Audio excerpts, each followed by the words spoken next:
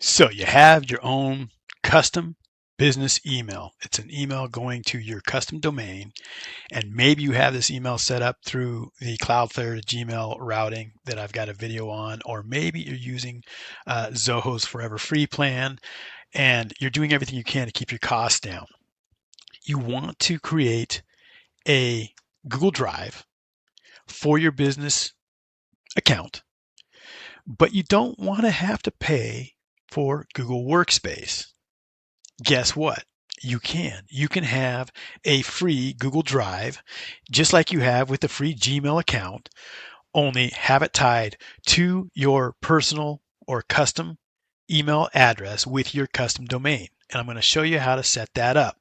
So this is a beautiful thing. If you're wanting to be able to share files with clients, you're wanting clients to be able to share files with you, but you want them to be able to do it using your custom email. And I'm going to walk you through the steps. It's just as easy as setting up the personal one, but I want to show you how it's done and get you all squared away with Google Drive for your business account completely free. All right, very first thing you are going to want to do is go to google.com, or actually go to accounts.google.com. We're on a landing page right now, the home page. So we'll go to accounts.google.com. And this looks familiar. This is where you would normally log in with your Gmail account, right? Well, again, no, we're not going to log in with our Gmail account. We're not going to use a Gmail account. We are going to use our custom email account that's tied to our domain. So we're going to go over here and we are going to click on Create Account. And it really doesn't matter what you put here. I'm just going to go ahead and put for my personal use, and I will go and put my first and last name, and then we will go ahead and click on Next. Once we click on Next, I normally, in the old days, or when I used to do this, I would normally put in fake stuff. However, if you ever need to recover your account, they're going to be asking you things like, when's your birthday?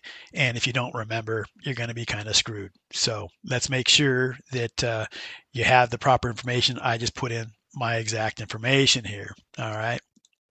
Again, it's up to you whether you want to do that or not. If you put in something different, make notes in your password keeper what you did. All right, we'll let them know that, yeah, I'm a male. Last time I checked. We're going to go ahead and do next. And then here it's populating, giving us some options for our email addresses.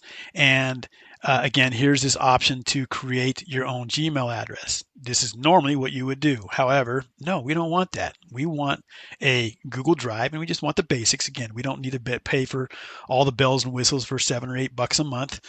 We just need a free Google Drive account, just like we would get with a free Gmail account. However, we're not going to use a Gmail address. We are going to use an existing email. Simply put in here your email address. I'm going to go ahead and use Sean at techgremlinwarrior.com, and we'll go ahead and do next. Now, the one other thing that you need to really kind of pay attention to right now, it's sending me an email, which is great. If they have us go to a phone, you have to make sure it's a phone that you haven't used too many times. So they're actually sending a code to that email address. So I'm going to open up my Zoho Mail. Again, I've got this set up on Zoho's Forever Free plan. And right there is the email. I've got the code. I'm going to copy that code. And we're going to now go back over there, get it out of the way. We're going to paste the code in, and we will do next. At this point, it's wanting a password. You would go ahead and you would create your password, and then you will be good to go. So let's go ahead and pop that password in. All right, we got our password. We'll pop that in, and then you are going to just simply do next, obviously. All right, so I told you about the phone number. All right, so here's where it's asking you for a phone number. If you are using a phone number that you've used too many times, you could have an issue here, and it'll give you a warning if you do. And here, matter of fact, well, I'm not going to even do that. If you try and use a phone number that you've already used too many times, Google's going to give you a warning. Sorry, you can't use this number. It's been used too many times for account verification purposes. That gets kind of slows things down for you. What I would do is just go ask a friend or ask a spouse or a significant other, hey, can I use your phone? In my case, my wife never uses her phone for this kind of stuff. And she was like, yeah, I don't care. It's really just a hurdle for getting in here. It kind of makes me cringe when I have to go ask somebody to do this. But that's kind of what you have to do if you're setting this up and you've used a phone number for too many times. In my case, I do have a actual phone number that I did set up through Tello. That's going to be another future video. It cost me like $8 a month for a phone that I've attached to my phone. So I've got now two numbers on my phone. I've got my personal number and I have my business number. All right, so the phone number here, we're going to go ahead and pop that in.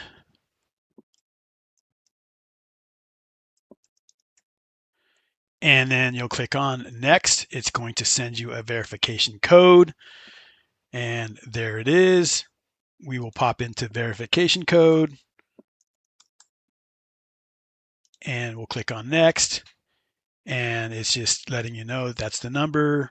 I'm going to actually do my personal number here just because it's just easier for me. At this point, we can use our personal number to have everything tied to my personal number. It will never go away. I've had it for most of my life, adult life, pretty much all my adult life. And they're going to just, again, send a verification code to make sure that this is my number. It is. And we'll go ahead and go through and do that. Again, this is just an extra step. The only reason that I'm having this is because I've want to use my personal number. Once you get that through that first initial hurdle, from there you can change it. And we have done that. We'll click on verify, and now we are good to go. So it's letting us know that we already have an account. Continue creating a new account. I'm just going to skip this. Don't need it. So now what you'll see here, there's the professional email address now. I now have a Google Drive set up at Sean@techgremlinwarrior.com, and it's now using my personal phone number as the recovery phone number, which is exactly what I want. We click on next, and privacy and terms. Read through that. You click agree, confirm, and we are off to the races. We now have all of the stuff that we would normally have with a free Gmail account, only this time it is paired to your custom domain email address. How cool is that? I'm Sean, the Tech Gremlin Warrior. Thank you for watching.